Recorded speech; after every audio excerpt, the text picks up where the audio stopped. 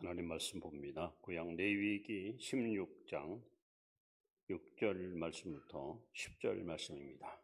구약 성경 171페이지입니다.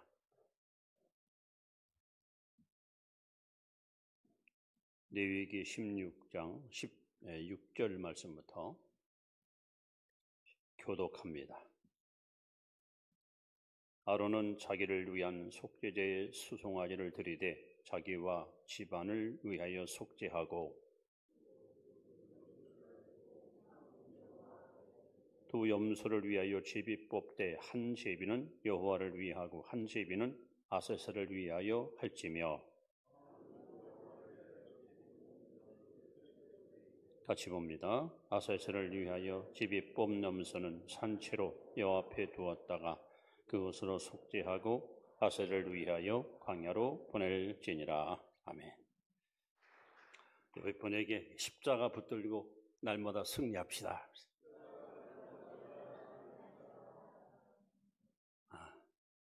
우리 사는 세상 어디 가든지 어느 곳에 있든지 각종 질병 바이러스가 우리를 생명으로부터 멀어지게 하는 위험 요소를 우리는 안고 살아갑니다. 우리가 먹는 음식 속에도 또 마시는 물 속에도 각종 바이러스가 퍼져서 잘못 음식을 먹으면 건강을 잃어버리고 생명을 앗아갈 수 있는 이런 어려운 시대를 우리는 살아갑니다. 그래서 수많은 의학자들이 끊임없이 신약을 개발해서 인류의 건강과 행복을 증진하기 위해서 노심초사 헌신하는 것을 우리는 알 수 있습니다. 그런데 아직까지도 수많은 의학자들이 또는 약국 가서 우리가 파는 약 가운데 우리의 죄를 없이 하는, 우리의 죄를 제거하는 이런 백신을 개발한 자가 없고 그런 약을 우리는 아직도 만나보지 못했습니다. 여러분 혹시 약국 가서 이 약만 먹으면 죄질 생각이 사라지고 그동안 지었던 죄도 깨끗이 없어지는 이런 약을 구매해 본 적 있으십니까? 또 주변에 훌륭한 명의 의사님 가운데서 의사 선생님, 제가 마음속에 더러움이 꽉 차 있고 때로는 악한 생각이 사로잡혀서 못된 마음을 품고 살 때가 많은데 제발 내 속에 주사 한 대만 딱 주셔서 악한 마음도 사라지고 더러운 생각도 좀 깨끗이 제거되는 그런 처방을 해달라고. 그래서 여러분 혹시 그렇게 처방받은 기억 있으십니까? 아무도 어느 누구도 우리의 죄를 제거할 어떤 의학도 어떤 명의도 우리는 만날 수가 없습니다. 그래서 오늘 이스라엘 백성들은 이런 죄에 얽매여 있는 우리 인간을 살리는 방법으로 하나님이 두 가지 제사의식을 그들에게 알려주었습니다. 하나는 번제, 또 한 가지는 아사셀. 이 번제는 제물을 가지고 제단에 나아가면 제사장이 제물을 잘 살핀 후에 이거는 흠이 없다, 깨끗하다, 완벽하다 할 때에 안수를 한 후에 칼을 들어서 양의 목을 따 목숨을 끊고 배를 갈라 내정을 끄집어내서 버리고 각을 떠 불에 태워서 냄새와 연기를 하나님께 올려드리는 것을 번제라고 합니다. 그래서 백성의 죄를 속하는 유일한 길은 이 번제를 통해서 용서를 그들은 얻게 됩니다. 아사셀은 그 양을 끌고 가서 제사장이 양과 죄인의 머리에 손을 얹고 기도한 후에 기도가 끝나는 순간에 사람의 죄가 양에게 전가됩니다. 그럼 양을 말뚝에 메어놨다가 땅거미같이 터지는 어두운 시간에 성문 밖 문을 열고 어두운 데 내쫓아서 짐승의 밥에 대해서 죽는 것이 아사셀 제사입니다. 하나님께서는 인간이 안고 있는 이 죄의 문제를 해결하기 위한 두 가지 방법을 성경에 약속해 주었고, 수많은 이스라엘 민족들이 이 약속을 믿고 지난 구약 성경 1500년 동안 매일같이 수백, 수천의 양들이 이렇게 죽어왔습니다. 그런데 어느 날 광야에서 외치는 자 세례 요한이가 예수 그리스도를 향하여 이렇게 외칩니다. 보라, 세상자를 지고 가는 하나님의 어린 양이로다. 이는 더 이상 양을 잡아 제물 삼을 필요 없이 바로 하나님의 아들 예수님이 희생의 양이 되어 이 땅에 오셨고, 그는 우리 죄를 대속하기 위해서 그렇게 고난의 길, 십자가의 길을 걸어가셨습니다. 그래서 오늘 본문에 보시면 아사셀 제사 이야기가 나오는데, 이것은 바로 예수 그리스도를 상징하는 아주 중요한 영적 의미를 안고 있습니다. 그렇다면 아사셀 제사는 뭐냐? 오늘 본문의 제목처럼 내 죄를 담당했습니다. 담당했다는 말은 떠안았다, 끌어안았다. 죄는 내가 졌는데 죄 없는 아사셀 어린 양 예수가 내 죄를 다 끌어안고 십자가에 죽으사 내 죄값을 지불했다. 그래서 하나님은 오늘 아사셀 제사를 통해서 이 고난주간을 맞이한 저와 여러분에게 속죄의 은총을 이 시간 다시 한번 풍성하게 베풀어 주시기를 바랍니다. 그렇다면 아사셀 양은 도대체 어떤 양이었을까 하는 겁니다. 첫째는 고린도후서 5장 21절에 보시면은 이렇게 하나님은 놀라운 말씀을 우리에게 언급하고 있습니다. 같이 한번 읽어봅니다. 하나님이 죄를 알지도 못하신 이를 우리를 대신하여 죄로 삼으신 것은 우리로 하여금 그 안에서 하나님의 의가 되게 하려 하심이라. 저는 성경 중에서 이 말씀이 이해가 안 됐고요. 어떻게 이럴 수 있을까? 너무 이 말씀이 막 지금도 가슴에 이렇게 와닿습니다. 보십시오. 하나님이 죄를 알지도 못하시는 이로 하여금 죄를 삼으신 것은, 여러분, 예수님은 죄가 뭔지를 몰라요. 예수님은 너무 깨끗하고 너무 순결하고 너무 거룩한 분이에요. 그런데 놀랍게도 하나님이 그 예수님을 죄인을 만들어버렸어요. 아니, 여러분과 저의 모든 죄를 예수님께다가 다 여러분 누명을 씌웠어요. 덮어 씌웠어요. 어쩌면 예수님은 억울하게, 죄 없는 예수님은 억울하게 내 대신 희생제물로 죽으신 것이 바로 십자가 사건입니다. 다시 한번 말씀하지만 아사셀 제사, 어느 날 한 죄인이 우리에 들어갑니다. 양무리 가운데서 제일 건강하고 깨끗한 양을 한 마리를 선택합니다. 목에다가 끈을 매서 끌고 제사장에 달려갑니다. 양은 아무것도 모르고 주인이 끌고 가니까 따라 나섭니다. 친구들은 나들이 가나 보다, 우리 주인하고 우리 소풍 가나 보다. 그리고 양은 매매 울면서 주인을 따라갔더니 수염이 허옇게 나고 예복 입은 제사장이 주인의 머리와 양의 머리에 손을 얹고 하나님 앞에 간절히 기도합니다. 하나님이여, 이 아무개가 하나님 앞에 이런 죄를 짓고 이렇게 악한 인생을 살았는데 이 사람을 대신하여 오늘 이 양이 희생제물로 죽사오니 이 사람의 죄와 허물을 용서해달라고 기도합니다. 기도가 끝나자마자 이 사람이 지은 죄는 몽땅 양에게로 전가되고 양은 아무것도 모른 채 그곳에 머물러 있습니다. 그리고 제사장은 선포합니다. 그대의 죄는 양이 지고 갔으니 당신은 이제 죄로부터 자유요 돌아가시오. 아유, 감사합니다. 내게 감사할 게 뭐가 있어? 양이 대신 죽을 것이니 양에게 고맙다 하시오.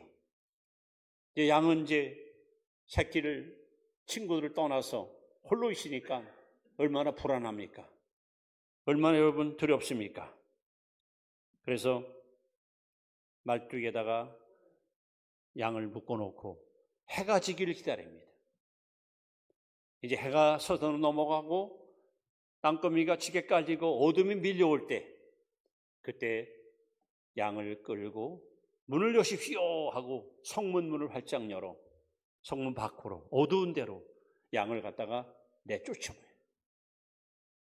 여러분, 예수님은 바로 이렇게 여러분과 저와 인류의 죄를 대신 다 눈명을 뒤집어 쓰고 어찌 보면 억울하게 비천하게 그렇게 희생제물로 죽으신 분이십니다. 성경에는 예수님이 죄가 없다는 사실을 많은 사람들이 증언하고 있습니다. 가장 확실한 증거자가 본디오 빌라도입니다. 여러분, 로마는 이 법을 굉장히 중요시하는 그런 법치국가입니다. 그래서 절대 법에 어긋난 것을 용납하지 않고 법대로 모든 걸 처벌하는, 그야말로 이 로마가 끼친 이 영향이 오늘까지 지구촌에서 모든 사람들이 법을 만들고 법을 집행하는 것은 로마법에 의거해서 만들어졌습니다. 빌라도는 군중 앞에서 당당하게 이렇게 입으로 시인했습니다. 내가 아무리 신문해보고 아무리 찾아봐도 예수는 죄가 없다. 백성들이 아우성칩니다. 아니요, 분명히 이 사람은 잘못된 게 있습니다. 감히 예루살렘 성전을 바라보면서 성전을 헐라! 내가 살만 일으킨다고 거짓말했습니다. 우리를 미혹했습니다. 세금을 내지 말라고 했습니다. 다시 또 빌라도가 신문합니다. 계속 예수님께 질문을 던지고 무슨 죄 있는지를 찾아옵니다. 여전히 죄를 발견할 수 없습니다. 백성 앞에 나가도 또 있습니다. 여러분, 이 나사렛 예수는 죄가 없습니다. 또 백성들이 계속 또 소리칩니다. 아니요, 이 사람은 당연히 십자가에 죽여야 됩니다. 예수님께 와서 다시 또 신문합니다. 최소한 빌라도는 3번 자기 입으로 예수가 죄가 없다는 사실을 강력하게 인정했습니다. 그리고 예수님이 십자가에 못 박힐 때에 좌우에 강도가 함께 못 박혔습니다. 처음에는 이 강도가 둘이 같이 예수님을 비난하고 예수님을 비판했습니다. 시간이 지나면서 한 강도의 심정에 변화가 일어납니다. 특별히 예수님이 십자가 위에서 자기를 죽이는 무리, 자기를 반대하는 무리, 자기를 비방하는 무리를 향해서 아버지여 저들의 죄를 용서해달라고 기도하는 소리를 들었습니다. 한 강도는 비난하는 옆에 있는 자기 친구를 향해서 외칩니다. 야, 너와 나는 죄값으로 이렇게 형벌받는 것이 마땅하다. 그러나 이 예수님은 죄가 없다. 예수님은 잘못이 없다. 감히 여러분, 강도가 예수님이 죄 없다고 그렇게 외쳤습니다. 그리고 예수님이 십자가에서 운명하시자마자 형을 집행했던 로마 백부장이 자기 입으로 또 외쳤습니다. 이분은 참으로 하나님의 아들이십니다. 이렇게 성경에는 수많은 사람들이 예수님이 죄가 없다는 것을 입으로 입증했고 확신했고 그렇게 증거했습니다. 그렇습니다. 이렇게 예수님은 아무 죄가 없는데 순전히 저와 여러분과 인류의 죄를 대신 끌어안고 대신 그걸 가슴에 품고 하나님 앞에 버림받은 겁니다. 그래서 아사셀 양은 아무 죄 없는데 끌려가서 죄인을 대신해서 죽음으로 말미암아 죄인을 살리는 희생의 제물로 죽은 양이 아사셀입니다. 바로 예수님은 이렇게 누명을 쓴 예수님은 자기 입으로 마가복음 10장 45절에 이렇게 말씀합니다. 인자가 온 것은 섬김을 받으려 하냐 도리어 섬기려 하고 많은 사람의 대속물로 많은 사람의 대신축으로 왔다. 예수님 스스로 그렇게 말씀하셨습니다.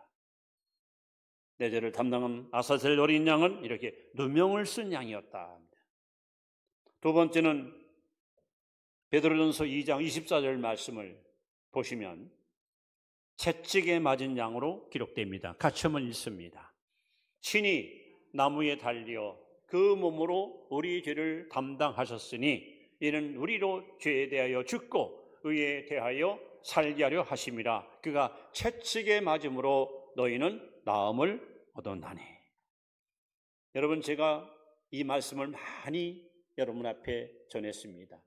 양은 세 가지 치명적 약점이다 그랬어요. 치명적 약점. 다른 짐승은 없는데 양만 갖고 있는 약점. 첫째는 방향 감각이 없다. 방향. 다른 모든 짐승들은 자기 우리를 찾아갑니다. 자기 집을 찾아갑니다. 그런데 양은 집을 찾아가지 못해요. 길을 잘 잃어요. 항상 방황 속에 사는 것이 양입니다. 동시에 양은 자구책, 자신을 보호할 능력이 없어요. 그래서 항상 짐승한테 잡혀 먹힙니다. 다른 짐들은 발톱이 있거나 변신을 하거나 굴을 파고 숨거나 날아가거나, 양은 도망가지도 못하고 피신하지도 못한 채 너무 쉽게 잡혀 먹힙니다.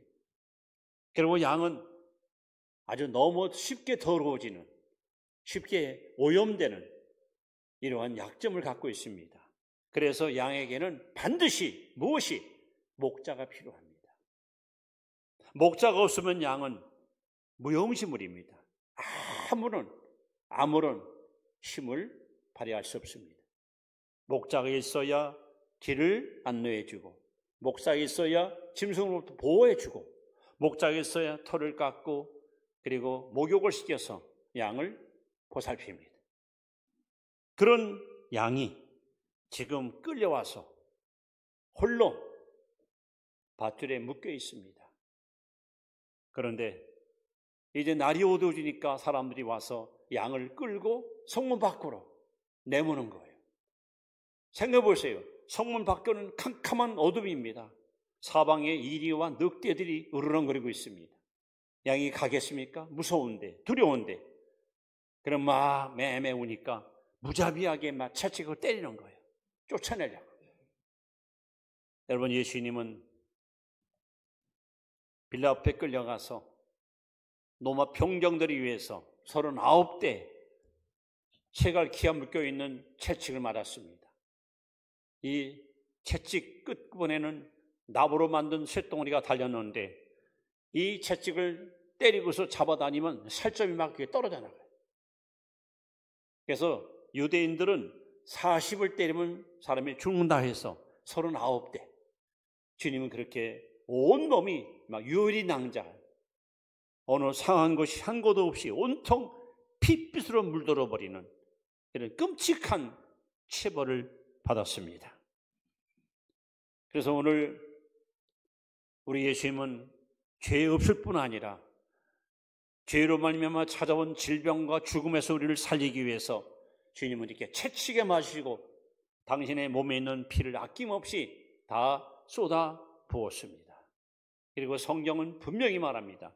누가 시키지 않느라 친히 자원하여 친히 나무에 달리사 그 몸으로 우리 죄를 담당했다. 그리고 말씀합니다. 저가 채찍에 맞음으로 너희가 나음을 입었느니라. 예수님이 흘리신 보혈 피는 우리 죄뿐 아니라 우리의 모든 질병도 깨끗이 제거하는, 모든 질병을 깨끗이 치유하는 능력이 있음을 믿으시기 바랍니다.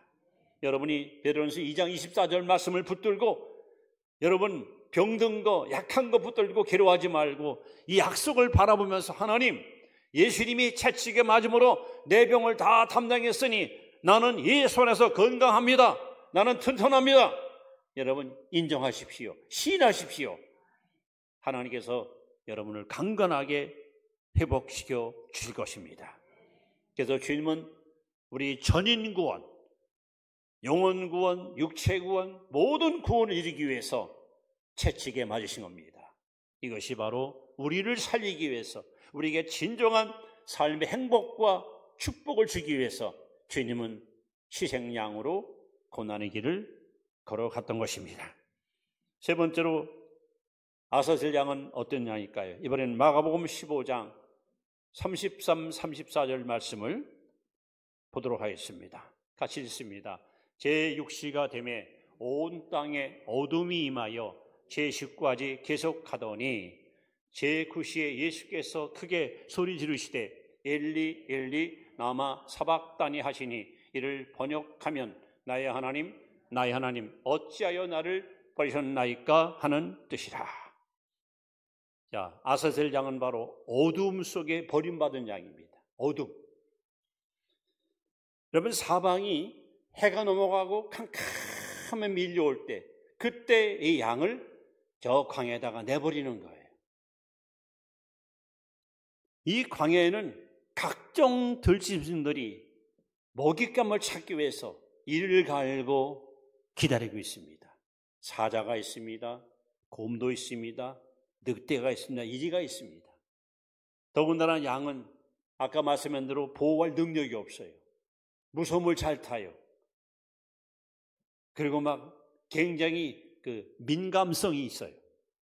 그러니 캄캄한데 내쫓아가지고 애미도 못 보고 친구도 없고 홀로 있으니까 얼마나 여러분 무서울 거예요. 그러니까 막 매고 막 울겠죠.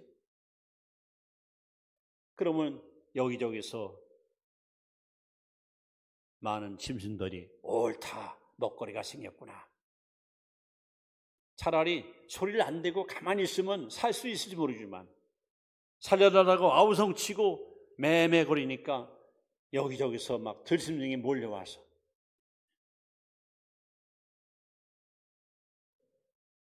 제가 사는 곳은 이 산 밑에 이제 시골이라는가요. 고라니가 가끔씩 여기 와가지고요. 왜 이렇게 소리가 그냥 큰지 몰라요. 쫓아나가보니까 크지도 않아. 크지 않은 작은 새끼인데도 불구하고 소리가 얼마나 큰지. 손가락 안 쳤으면 잘할 것 같아요. 그런. 여러분, 어둠이 뭘 말합니까? 어둠이라는 단어를 찾아보니까 꼭 이럴 때 예수님이 말씀했더라고요. 죄인을 지옥에 보낼 때, 잘못된 사람을 갖다가 흉보를 가할 때 저를 결박하여 바깥 어두운데 내어 쫓으라! 그래요. 거기서 슬피 흘리며 이를 갈미 있으리라. 이 어둠은 버림의 장소예요. 저주의 장소. 하나님은 빛이지만 사탄은 어둠입니다. 어둠의 존재. 오늘 본문에 뭐라고 써 있습니까? 우리 시간으로 낮 12시부터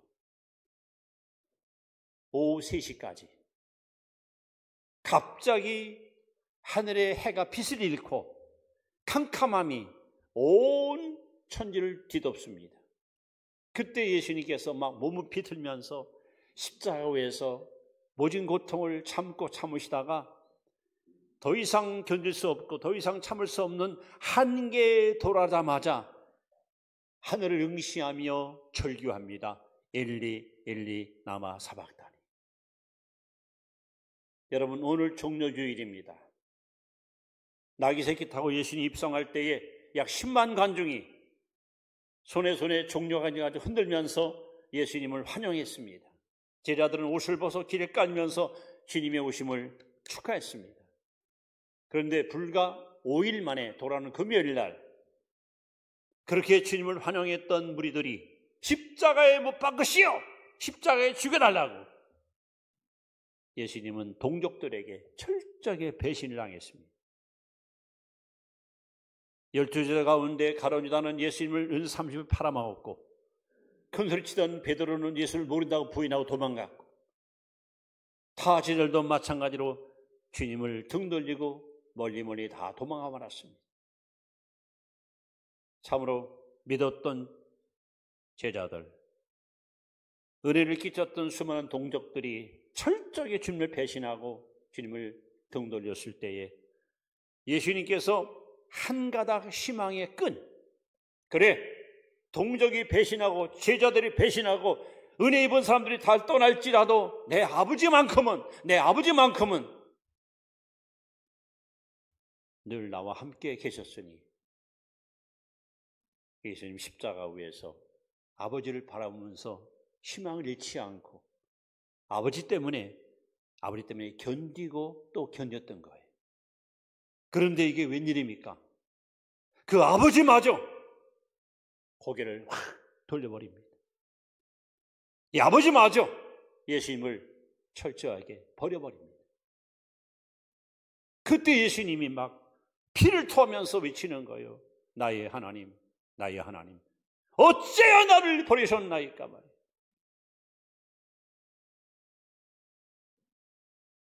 참 이 장면을 생각할 때마다 야, 버림받은 주님 마음은 어땠을 것이고 또 자식을 버리는 하나님 마음은 어땠을까? 이 길이 아니면, 이 방법이 아니면 죄인을 구원할 길이 없기 때문에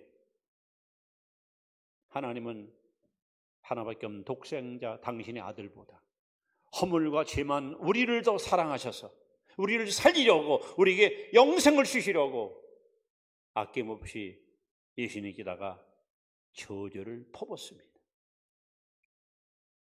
이 사건은 예수님 오시기 1500년 전 구약 신명기 21장 23절에 이렇게 기록되어 있습니다. 나무에 달린 자는 하나님께 저주를 받았느니라. 즉 십자가는, 예수님 십자가 죽음은 빌라도가, 가누다가, 군병들이 죽인 게 아니고 하나님이 예배해놨던 거예요. 하나님이. 갈라디아 3장 13절에 그리스도께서 우리를 위하여 저주를 받은 바 되사. 여러분, 하나님께 버림받을 때 우리 주님 심장이 터지는 거예요. 우리가 인생을 살면서 속기도 하고 배신당하기도 하고 상처받기도 하고 이런 일을 겪잖아요. 여러분, 어느 때가 가장 힘들까요? 모르긴 몰라도 자식한테 버림받을 때, 부모에게 버림받을 때, 남편에게 버림받을 때, 아내에게 버림받을 때가 제일 힘들 거예요. 지금 예수님이 아버지 앞에 버림받는 거예요. 그러니까는 막 몸부림치는 거예요. 이렇게 아사셀 양은 어두움 속에 버림받았습니다. 예수님은 바로 이렇게 십자가 못 박히는 날 모든 빛이 사라지고 어둠이 팍 덮쳐서 이제 이렇게 말씀을 마무리합니다. 여러분, 아사셀 양은 누명을 쓰고 채찍에 맞고 어두움 속에 버림받은 양입니다. 예수님은 바로 이렇게 우리를 대신해서 우리의 죄를 다 당신이 누명을 쓰고 모지게 채찍 맞아 피 흘리시고 그리고 십자가에서 하나님께 버림받고 죽으심으로 저와 여러분들을 지긋지긋한 죄로부터 구원받는 구원의 문을 활짝 열어 주었습니다. 이 위대한 예수님의 구속사의 사건을 예수님이 오시기 700년 전 이사야 53장 5절 6절에 이렇게 예고하고 있습니다. 이제 결론의 말씀 같이 한번 읽어보세요. 같이 봅니다. 시작. 그가 찔림은 우리의 허물 때문이요 그가 상함은 우리의 죄악 때문이라. 그가 징계를 받음으로 우리는 평안을 누리고 그가 채찍에 맞음으로 우리는 나음을 받도다. 6절. 우리는 다 양 같아서 그릇 행하여 각기 제 길로 갔거늘 여호와께서는 우리 모두의 죄악을 그에게 담당시키소서다. 보십시오. 담당시켰다. 또 안 꼈다. 예수야, 성덕교회 신자들의 죄를 네가 다 끌고 가라. 안고 가라. 누구의 죄 네가 다 가지고 가라. 이런 예수님의 십자가 피가 오늘 우리가 구원을 얻게 되고 하나님께 나와 예비하시는 엄청난 은혜를 우리가 이렇게 받게 되었습니다. 여러분, 혹시 바라바라는 얘기 들어보셨습니까? 바라바. 빌라도가 아까 얘기했죠? 아무리 봐도 예수님 죄가 없어. 아무리 털어도 먼지가 안 나요. 근데 백성들이 자꾸 원하는 거예요. 십자가 죽여달라고. 이거 어떻게 예수를 살릴 수가 없을까 하다가 옳지. 한 가지 방법을 빌라도가 제안합니다. 그 당시 가장 악한 강도, 가장 파렴치한 강도, 아주 백성들한테 정말 실떨 만큼 그런 아주 악한 바라바라는 강도가 있었습니다. 그래서 야, 당장 감옥 가서 그대를 데려와. 그래서 예수님과 바라바를 다 세워놓고 흥정하는 거예요. 빌라도는 내심 너무 악한 사람이기 때문에 야, 둘 중에 누구를 풀어줄까 하면은 백성들이 바라바를 죽이시오. 저건 악한 놈입니다. 이럴 줄 알았어요. 근데 웬걸입니까? 백성들은 뜻밖의 바라바를 놔주시고 예수를 죽이려는 거예요. 이 빌라도가 어찌미뇨? 무슨 악한 일 행했느냐? 이 사람은 죄가 없다니까. 바라바를 놔주시오. 예수를 죽이시오. 결국 백성들의 환심을 사기 위해서 빌라도는 양심의 소리를 듣고 그래 너희들이 원하니까 너희들이 원하는 대로 해주마 하고 바라바를 풀어주고 예수를 죽입니다. 이 바라바가 그의 역사에 보면은 십자가 예수님이 못 박힐 때 먼 발치에서 매달려 고통나는 주님을 바라보면서 메시아여 당신은 나 때문에 죽었습니다.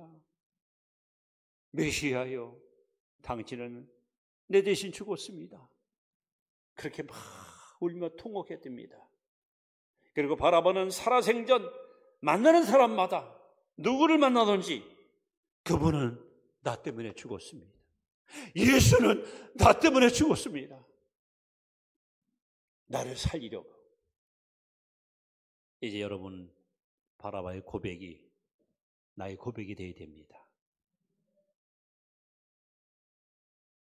한번 우리 따라 봅시다. 예수는 나 때문에 죽었습니다. 예수는 나 때문에 죽은 겁니다. 나 살리려고. 그것이 아사셀 제사의 은혜입니다. 기도하겠습니다.